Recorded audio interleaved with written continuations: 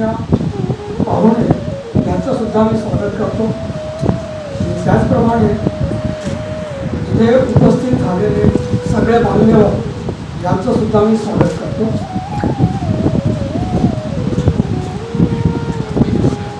आर्थिक मुक्तीचा संघर्ष एवढाच महत्त्वाचा आहे जेवढा सामाजिक मुक्तीचा संघर्ष आहे.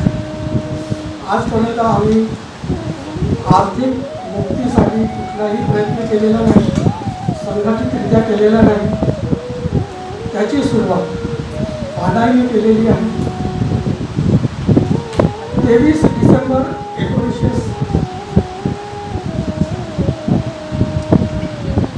डिसेंबर 1927 बहिष्कृत भारत यामध्ये बाबासाहेबांनी आर्थिक स्वातंत्र्याचे उपाय सांगितलेले आहेत. ते म्हणतात त्याची पहिली सूचना अशी होती की आपल्या वसाहतीत जो व्यवसाय उपयोग करावयास सापडेल तो करायला पाहिजे.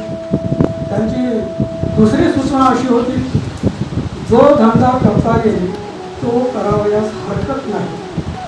आणि एक विशिष्ट उदाहरण त्यांनी सांगितलं होतं की खादी विकण्याचा धंदा.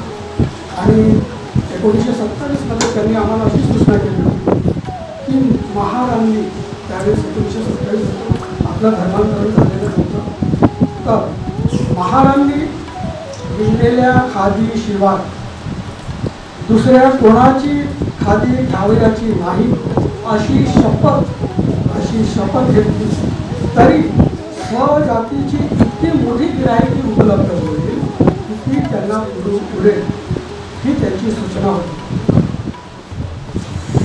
त्याचप्रमाणे महात्मा ज्योतिबा फुले हे आपल्याला समाज सुधारक म्हणून माहिती आहे, पण आर्थिकरित्या त्यांनी काय कार्य केले ते बहुतेक आपल्याला माहिती नाही. त्यांचा आर्थिक वारसा 1869 मध्ये पुणे कमर्शियल आणि कॉन्ट्रॅक्टिंग कंपनी याचा टर्न ओव्हर ज्याचे संस्थापक आणि 21,000 टर्न ओव्हर.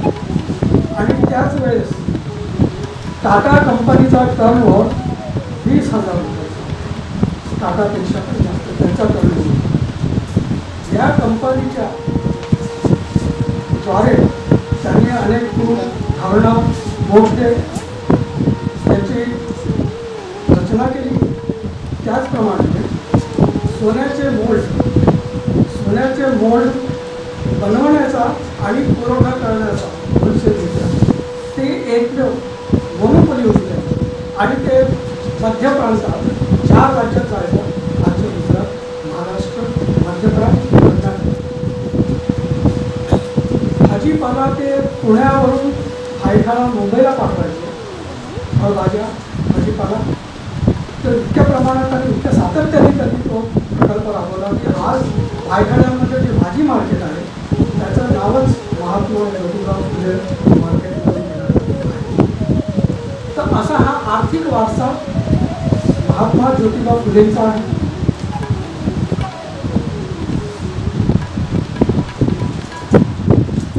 त्याचप्रमाणे हा जो आर्थिकरित्या या 2 महामानवांनी आम्हाला या सूचना केल्या, आम्हाला जो मार्ग दाखवला, त्या मार्गाने जाण्यासाठी आम्ही काय करणार आहोत आणि काय करत आहोत याची थोडीशी माहिती देतो. नागपूरमध्ये पानावीच्या पुढाकाराने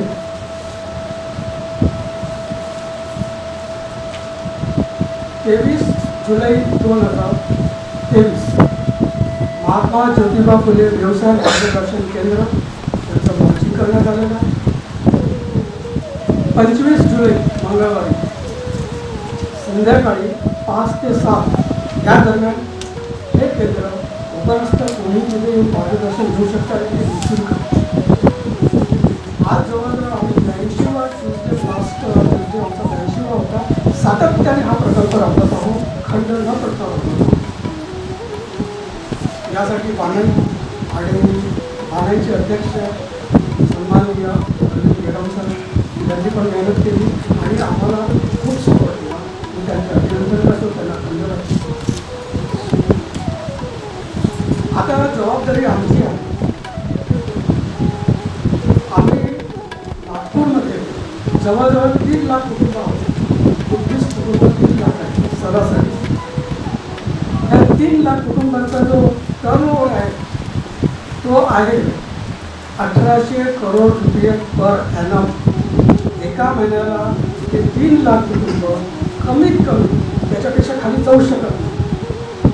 5,000 खर्च करतात आणि 3 लाख कुटुंबाचा एका महिन्याचा टर्नओव्हर खरेदी शक्ती ती आहे 150 करोड. जी आम्हाला माहितीच नाही की आमची काय खरेदी शक्ती, आमची शक्ती काय, आर्थिक शक्ती काय. तर ह्या शक्तीला आम्ही समाजासाठी कसं उपयोग करू शकतो. आम्ही 2 प्रकारे ह्या शक्तीचा उपयोग करू शकतो. पहिला प्रकार विक्रय आणि खरेदी शक्ती आमच्याजवळ आहे. विक्रीची शक्ती आम्हाला मिळवायची आहे. ही खरेदी शक्तीमध्ये आम्ही 10% ब्रिंग बॅक टू सोसायटी कसं आणू शकतो. 150 करोडचे 15 करोड आणि 1800 करोडचे 180 करोड केवळ खरेदी शक्तीच्या जोरावर. फक्त आम्हाला बाबासाहेबांनी केलेली सूचना वापरायची आहे. आम्ही आपल्याच दुकानदारांकडनं आपल्याच लोकांकडनं खरेदी करायची आहे. ही सोबतच आपल्याला घ्यायची आहे आणि बाबासाहेबांनी सूचना केलेली आहे. तर नुसत्या खरेदीच्या जोरावर जर आपण आपल्याच व्यवसायिक जे आहेत त्यांच्याकडे खरेदी 10% bring back to society 180 crore एका वर्षात तुम्ही बघा. समाजामध्ये जी आर्थिक शक्ती किती प्रमाणात आणू शकते. दुसरा भाग विक्रय शक्ती. आमचे जे व्यावसायिक आहेत त्यांच्याकडनं आपण सामान विकत घेतलं, खरेदी केली तर त्यांचा टर्नओव्हर वाढेल.